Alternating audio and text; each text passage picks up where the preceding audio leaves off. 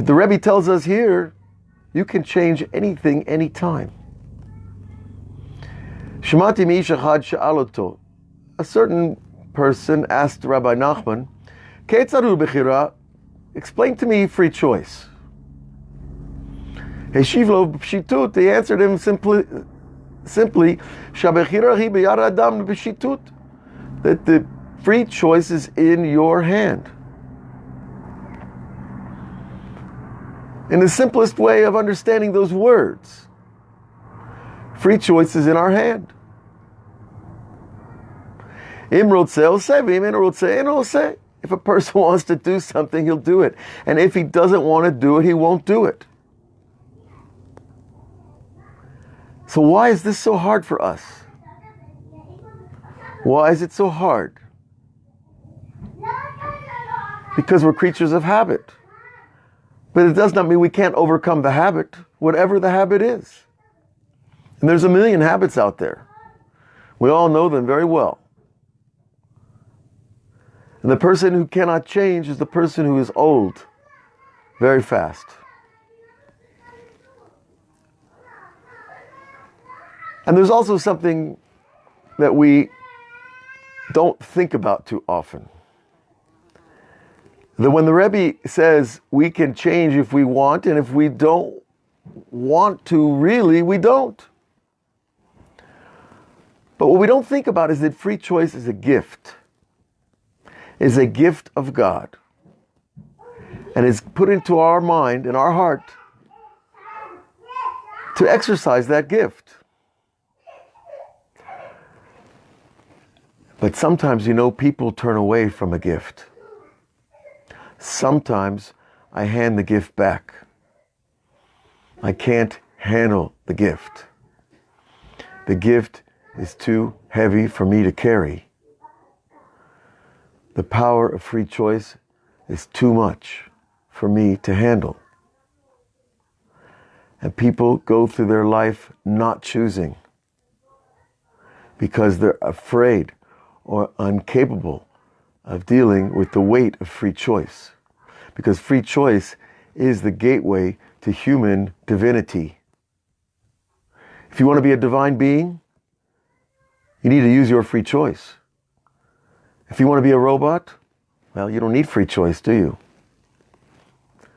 But sometimes we're afraid. We're afraid to choose. We're afraid to choose not to be afraid. We're afraid to choose to go to the store. We're afraid to choose a partner, a business, a job, a used car. What's it all about? The power of choice.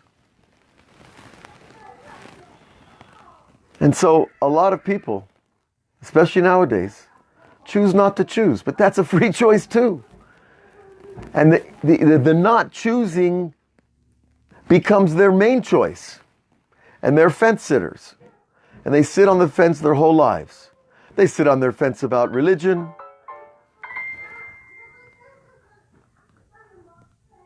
They sit on their fence about marriage. They sit on the fence about children. They sit on the fence about their careers. But not choosing is a choice, folks. And we can choose what we feel is the highest choice, the greatest choice, according to our highest self, our divine inclination, the good inclination. And so the Rebbe goes on to tell us, Rebbe Nachman writes, Shamtizo, I wrote it down. Kihu nitzrach me'od, this is something very important to remember. And this is written 200 years ago, and it was very important to remember then. And how much more today? Ki kama b'nei adam nevuchim b'zeh me'od, because many people are very confused about this idea. They're confused about, do I have free choice? Don't I have free choice? That's already the evil inclination, to ask that question. Do I have free choice? Now, after the fact, I could say, well, I didn't have free choice, so I was forced. That's just a cop-out. I chose to do it, whatever it was.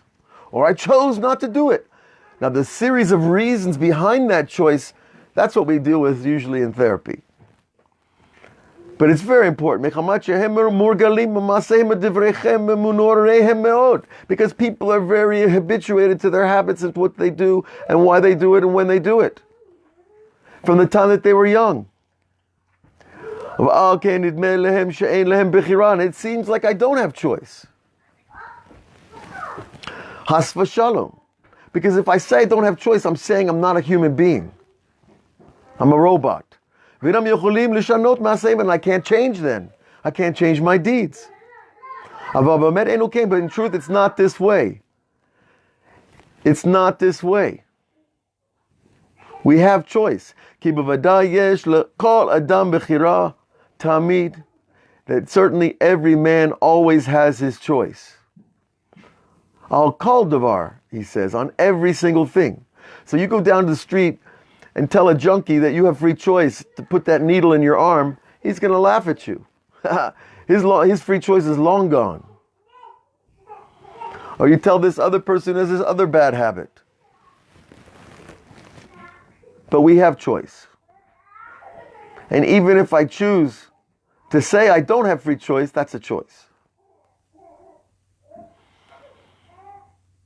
And I've seen junkies put down their needles, and I've seen addicts of all kinds put down their addictions. Because they use the power of their choice. And today, the real addiction, of course, is fear itself. The fear of governments, the fear of enemies, the fear of terrorism, the fear of diseases.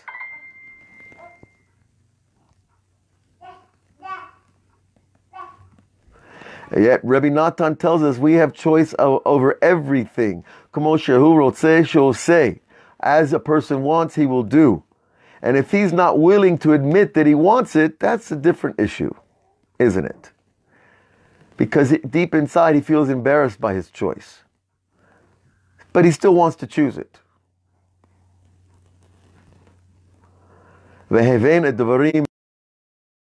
Very well. Now this type of Torah is not going to get legs in a lot of universities. Free thinking societies. And when I first learned this, I got a lot of strength from it. And then afterwards I saw elsewhere that a person does sin because he's forced. There are cases where a person is forced to sin. We have them in the Torah. We have them in everyday life. But when a person's forced, he still has choice. He has choice to fight the one who's forcing him, even if it's God. You can fight God on your choice. And you can fight for your choice. So this is something we need to talk about more, I'm sure. Please write me, be in touch. Let's talk more about it, because free choice is at the center of our identity as human beings and as divine creations.